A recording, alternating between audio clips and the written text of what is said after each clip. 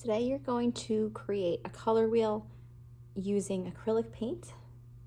When you get your practice sheet, you are going to write your name and your class number at the top. Now the color wheel here is blank, and if you were to count the sort of sections, the little triangles, there are 12 sections to fill in. There are also 3 rings to fill in. So each section is a different color, and each ring is from light to dark. So the way that you're going to get started, every table will get a container of paint that looks like this. Always hold it by the container, not the lid, because sometimes the lids aren't clicked on correctly. You do unclick the top, and you will get some paints that look like this. Now notice that you only get the 3 primary colors: blue, yellow, red, and white and black. And from those 5 colors, you're then going to fill in all of these different sections with a variety of hues or colors and values, lights and darks. So to distribute the paint, you're going to get a piece of tin foil, and you are going to bring the color to you. Okay, don't try to take the stick and then bring it far away, because you might drip. So you just take a little bit of the color, put it on your palette,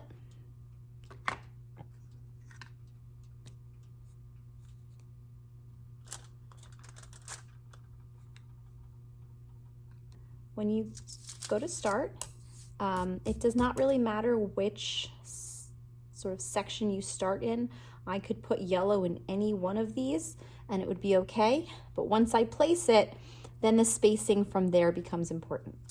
So the pure color goes in the middle ring. Okay, so you put some color on your brush and you fill the space. Part of what we're practicing is also painting skills. Not too much paint on your brush at a time, staying in the lines. Okay, now the colors on either side are what's called, so this is a primary. Colors on either side are called tertiary colors. On the other side of that are secondary colors. And on the other side of that is another tertiary. And then a primary. So you would put the blue in one of the other primary sections. So I'm going to wash my brush. I tap it gently on the bottom of my water cup, and then I dry it with my paper towel so that it's clean. A little bit of blue, and I can. So in between yellow and blue is going to be green. So that's the secondary color. Then in between green and yellow is something called yellow-green, which is a very yellow version of green. And between green and blue is blue-green, which is a very blue version of green. So rather than just making it up, making any old green and putting them any old place, I like to try to lay them out and make them first. So you're going to realize pretty quickly that the darker the color is, the stronger it is. So you have to be careful not to add too much of the dark color into a light color, because it'll take over right away.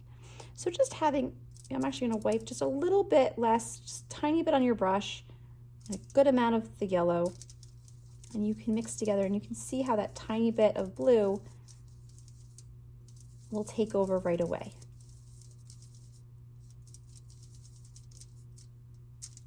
Okay, so when I have a lot of paint in my brush, I can kind of spin it, and then I'll take out some of the paint. Okay, so I'm now going to take even more yellow and just the blue that was still on my brush, so just the tiniest blue that's left, to make that yellow green, the yellow green will be much more yellow. Spin it. Okay, whereas the blue green is going to have much more blue.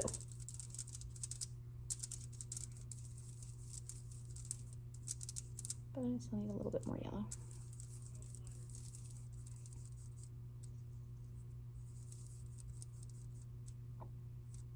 Okay, so you want, before you put it here onto your paper, you want to see 3 very distinct greens.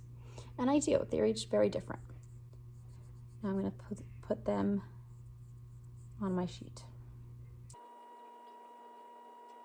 Now I don't want to dip this brush in here because this darker color will get in there. So I'm going to clean my brush.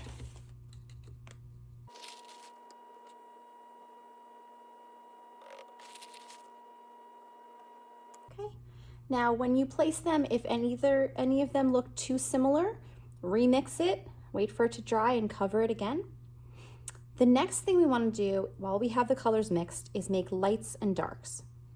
So we're going to use white and black for that.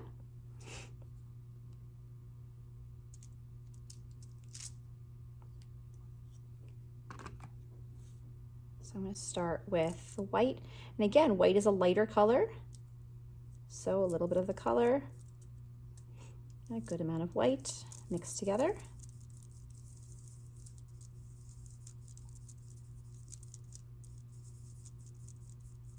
And the lighter version of the color is called a tint. Now I ran out of this one, so unfortunately I have to make it again.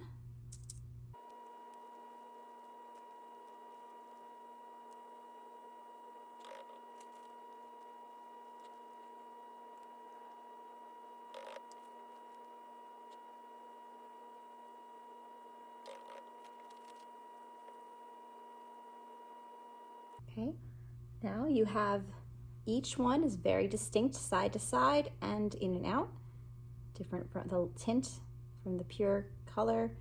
And now it's time to do the shade. If you need an extra tin foil, you can take an extra tin foil.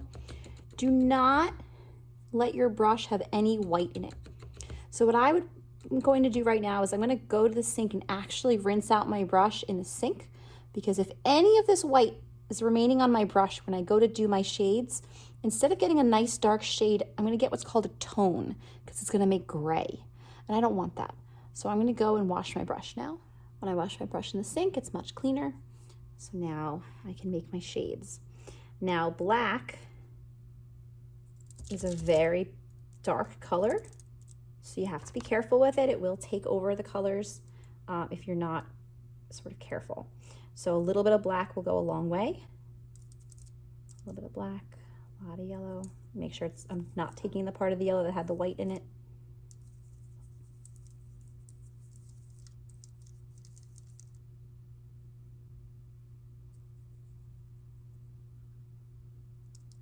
Go a little darker. So what you're looking for here is that you still can see the color, still looks yellow. So the black didn't totally take over, but it's significantly darker.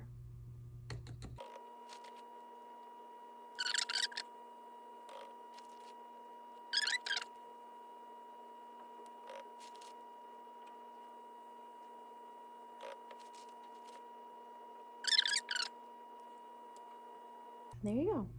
So I have now done 5 out of the 12 shapes. And then notice how each one is distinct side to side and in and out. The next color I would do, on the other side of yellow, the next secondary color has to be orange. So that would be a yellow orange, red orange, a red orange, red. Then between red and blue is going to be violet. So here is going to be violet, red violet, and blue violet.